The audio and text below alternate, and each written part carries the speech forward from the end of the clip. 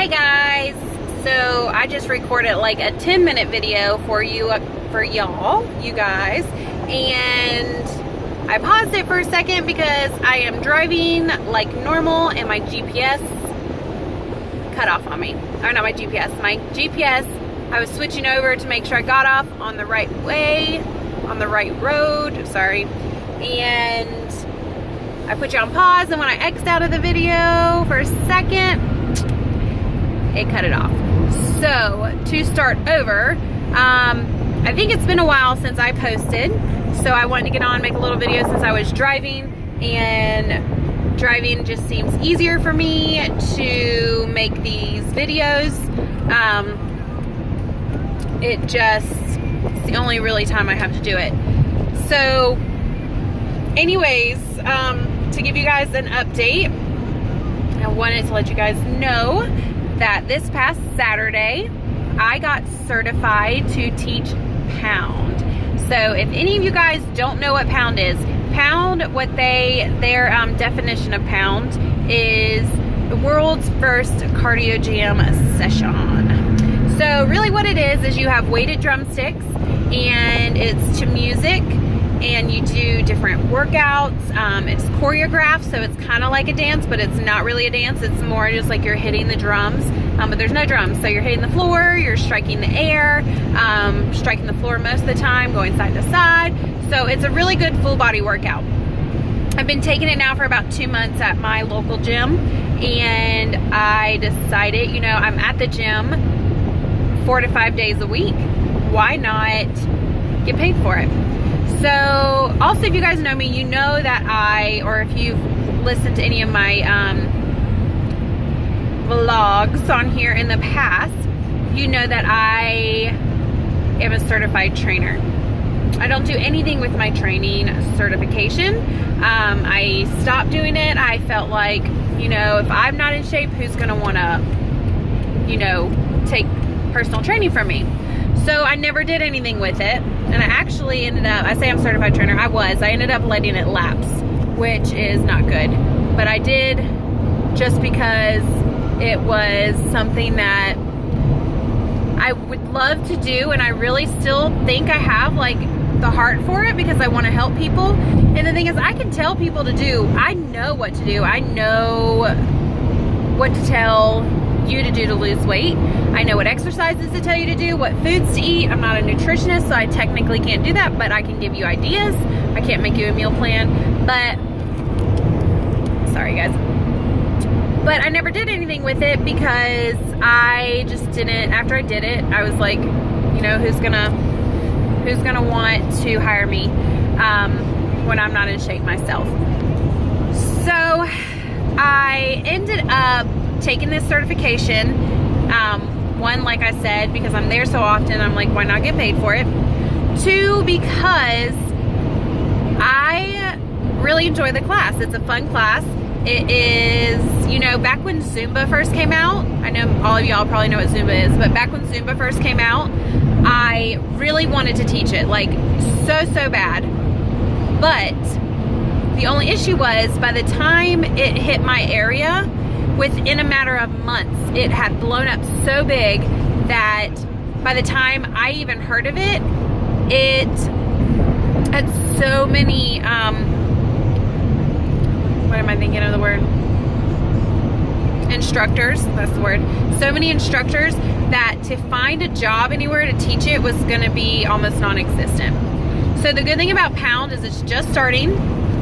The girl who teaches at my gym, she's one of maybe like 2 in the area, now one of 3, including me. So her and I will our schedules we'll both teach at the same gyms.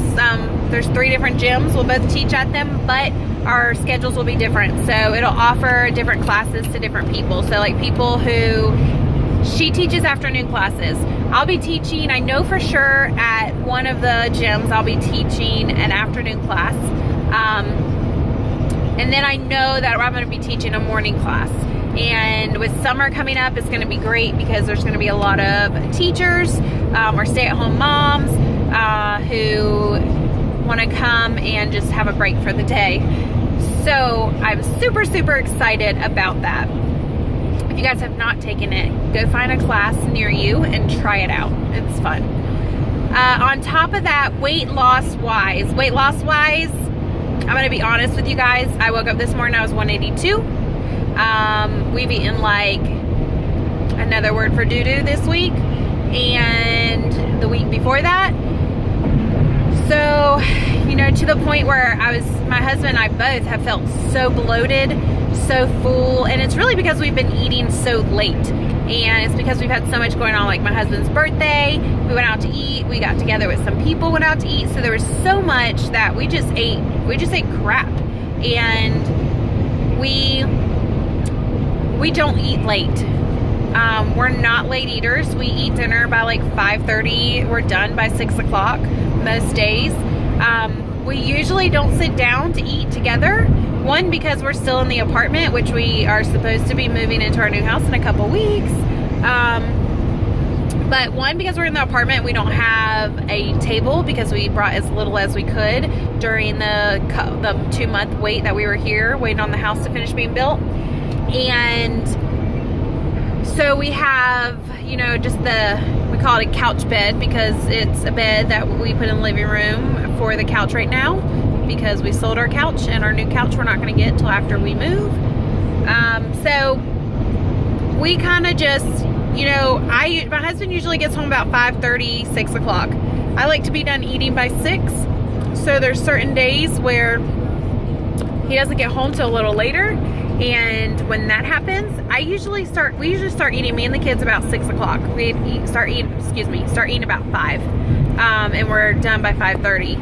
Now, if we wait for my husband, it's usually 6 o'clock. Welcome to South Carolina. Welcome to South Carolina. I'm driving from state to state right now, so. So, you may have heard that. I don't know if you did. The GPS just said, welcome to South Carolina. That's why I said that, in case it didn't come through on the speaker, but I'm sure it did. And this is what I see. Look at all of these pretty mountains. I love living where the mountains are. It's so pretty. So anyways, back to what I was saying. So we just kind of eaten like crap. We've eaten late. Even with me working out, I've still been gaining weight. It's not gaining weight from working out. It's gaining weight from eating crap. So I made a plan to myself. I made a deal to myself, a promise to myself that this week, well, not this week, by the end of this month, so by the beginning of May, or April 10th today, by the beginning of May, which gives me, you know, more than half a month, like almost 3 weeks, 2.5 weeks, 3 weeks, something like that. I am gonna drop. I want to get down to 175. Now that may not seem like a lot to a lot of people. That's like 7 pounds, but that's a lot. That's a lot to me. 175, and I want to stay there. I don't want to get to 175 then come back up to where I'm at.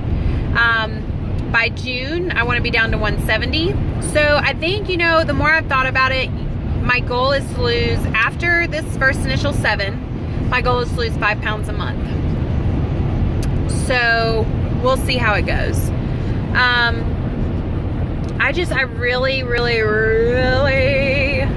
really gotta figure it out, guys. It's literally killing me. Like, I don't know if any of you guys who watch this go to church, but I do. So at church yesterday, we've been talking, we just started a series, well, with Easter coming up, it was about communion, and talking about, you know, the Last Supper before Jesus was killed. And, you know, we talked about communion, and that not just at the Last Supper, but every time they got together for supper, they took communion or drank the wine, and took of the bread, the body, whatever you want to call it, the body of Christ, the bread that you take. So anyways, so we were talking about that, and in it talked about how there was, you know, 4 cups every time they had Passover meal. My ears are popping, guys, going through these mountains. Oh, there we go. So they talked about the Passover meal. Every time they would have it, they would have their glasses filled with wine 4 times throughout their meal. Well, this last meal that they had was, you know, before Jesus was killed and put on the cross, or hung on the cross, they ended up, you know, they had the first 2 glasses, then they ate their supper, and then after supper they had their last 2 glasses. Well, this specific last supper, Jesus did not have his last glass, and he told them, you know, I'm not going to partake in the last glass of wine. I'm going to leave it empty, so that this is my promise to you, that when we go to heaven, or when I see you again in front of my Father, we'll have this last glass of wine together. So the point of me telling you that was, throughout that, they talked about the different meanings of the glasses of wine, like why they had 4 of them. And the 4th one was like overflow, like your overflow, that God designed you to overflow in life, and that, you know, you're not finished, that you need to, you overflow in your cup onto other people, and that you take that last glass of wine when you're finished, when life is finished, pretty much. That's the way I interpreted it. But it talked about like the first glass, the second glass, and the third glass. And one of the glasses was about like redemption, like God, you know, forgiving you and redeeming you, and like not even just like forgiving you, but redeeming you from sin and your fears and your addictions. And, you know, just listening to that, I started thinking, you know, in this service, the first thing I thought of was my fear. And again, if you guys know me, I am a huge hypochondriac. I've always been. And it's just something that has been hard for me to ever, you know, move on and get over with. And it's not just like for my health, but the health of my children, the health of my husband, my family, you know, anything like that. I get worried. I'm a huge worrywart, and it's usually health-wise. It's not, I'm not in, like, my fear is not, you know, hey, we're going skydiving and I'm afraid I'm going to die. My fear is not that. I'm good with stuff like that. Now, would I do everything like that all the time? No. But it's not, that doesn't cripple me. What cripples me with the fear is health. Like thinking of, you know, my children getting an illness and dying, or me or my husband or my parents or my sisters or stuff like that. Like that scares me, and it consumes me sometimes. So that was the first thing I thought of. And I promise you guys this has a relevance to my weight loss. So, you know, I kind of sat there and I was, you know, I talked to a lady at church after, and she had actually did a short little Bible study one day that I happened to go to. And I usually don't do Bible studies, not because I don't want to, but I just never do. And we had this meeting one day, and she, I'm gonna put you over here. She had led it, and during that Bible study, she talked about how she struggled with fear, and health fear, and it was mainly just for her kids. But Sunday after church, I talked to her, and you know, that was the only thing that crossed my mind, was that one of my cups was fear, and that I needed redemption and freedom. Freedom was the word that they used, freedom from fear. And so I found her after church, and I was like, hey, I know you and I talked about this before. I was just wondering if you could pray with me about it. So her and I prayed, and then we were driving home from church, and my husband had asked, you know, did she need prayer or something? And I was like, no, I actually asked her to pray with me about my fear. And, you know, he was like, oh, okay. And then I just started thinking, you know, they talked about freedom. What else do you need freedom from? And in church, it didn't even dawn on me, but I started thinking, you know, I need freedom from my addiction to food. And I really do. And, you know, I've always I don't know if any of you guys read the Bible or go to church, but, you know, in the Bible, and I'm not specifically sure where, because I probably don't read it as much as I should either, which I would like to, though. But in the Bible, it talks about how, you know, God designed us to honor Him and love Him, and that our bodies are vessels, and that our bodies are meant to be healthy, and they're meant to be full of life. And, you know, food is not meant to be, you know, you're not supposed to gorge in your food, or engorge, whatever you want to call it. Gorge, engorge, I don't even know. But you're not supposed to do that. You're not supposed to, you know, eat a bunch of sweets and eat a bunch of, like, just junk, and even, you know, good food, even not even a lot of meat and stuff like that. That it's just, it talks about, I'd have to find it and let you guys know, but it just talks about how food is meant for nourishment. It's not meant, God did not design food for gluttony. And I totally use food that way. I always have. And, you know, I started thinking on the way home from church, I was just thinking to myself, but I was like, I know I have an addiction to food. I've always known that I've had that addiction to food. But what am I going to do about it?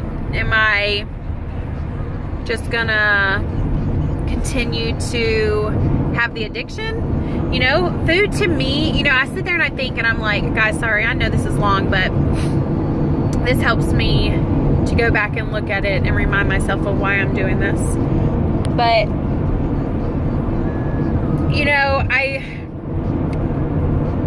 look back and I've talked to, you know, my mom and stuff about it, but our family has been, especially on my mom's side, and a little bit on my dad's side, but mainly on my mom's side, has come from a line of addiction. Addiction to drugs, addiction to sexual behaviors, addiction to pornography, addiction to alcohol. And, you know, there's all these addictions in my family. And I've talked to my mom and even my husband and stuff, and I'd always say, you know, I'm glad I never was addicted to anything. I was never addicted to drugs. I was never addicted to alcohol, pornography, or anything like that. And, you know, I was always grateful and thankful that that addiction gene that they say that goes, that, you know, that you have if your family has it or whatever. I was always grateful and thankful that I did not have an addiction. And I started thinking, you know, a while back that I do have an addiction. It's just not something that's frowned upon. If you're not 300-400 pounds, it's not frowned upon. If you're not 250 pounds, depending on your height, your weight, it's not frowned upon. And that's the thing that when I sat and thought about that last night or yesterday on the way home, I was like, why isn't it? You know, not that there's another reason or a good reason for, you know, us to condemn someone, but ourselves, you know, why to ourselves is that not something that's just as bad as doing drugs or just as bad as being alcoholic? You know, people don't see that the same, and it's exactly the same. It's just a different kind of drug. Food is a different kind of alcoholism, different kind of pornography, a different kind of, you know, drug. It's a different kind of addiction. And I compare it to those things because it is food to some people, me especially, is the same that alcohol is to some people. People can care less about the food they put in their body. They can eat healthy, all that stuff, but they have to have that drink, or they have to smoke or whatever, smoke the crack, whatever. I don't even know what you do with crack, sniff the crack, I don't even know. But they have to do that stuff because that's what fuels them. That's what makes them feel good. That's what, you know, triggers their endorphins. And, you know, when I sat down and thought about it, I was like, that is exactly what food is to me. Food is something that I'm willing to sneak behind my husband's back. You know, like if I go somewhere and I want like ice cream, I'll go get it and I'll throw away the evidence before I get home so he doesn't know. Or, you know, if I have a couple dollars, I'll go get a biscuit from somewhere because it sounds good, and I'll throw it away before anybody knows. Or when I go, like, what I find so funny is that I will go through drive-thrus and I will be on the phone with somebody and I'll say, hold on one second, and I'll put them on mute because I don't want them to hear me ordering food. And I started thinking, you know, I have an issue. Yesterday, I think it finally hit me how bad of an issue I have. Like, how bad of it. And that may be my turning point. And I've always waited for that, but it really just hit me hard yesterday. And even now while I'm talking about it, actually putting it into words and not just thinking about it in my head, but you know, why, if I am willing to hide what I put in my body and what I eat, to me, that's just like someone who does drugs and tries not to get caught, or drinks alcohol and tries not to get caught. And I just, you know, it was kind of an eye-opener yesterday when I was thinking about it, and I was like, crap, I should have talked to somebody yesterday. But anyways, I didn't mean for this to be that deep, guys. I didn't mean for this to be that long. I don't know how many people even watch it because it's long, but I hope if you're still watching that you understand that we can all get through this. We can all figure it out. We can all move on and break the addiction, break obesity, and it can happen, and it will happen, and I will get there. I hope you guys continue to follow me. It may have been a few months, but I think it's finally getting to me, guys. Finally making me realize that I need to do it for my health. I feel like crap. I feel out of breath a lot, and I'm not really, I mean, I am overweight, but I'm not like obese. I'm not like, you know, huge, and I hide my weight very well. So anyways, I just wanted to get on here and give you guys a little video. Sorry for the long video, but I will be back hopefully next week. So you guys have a great week. I will see you next week. Bye.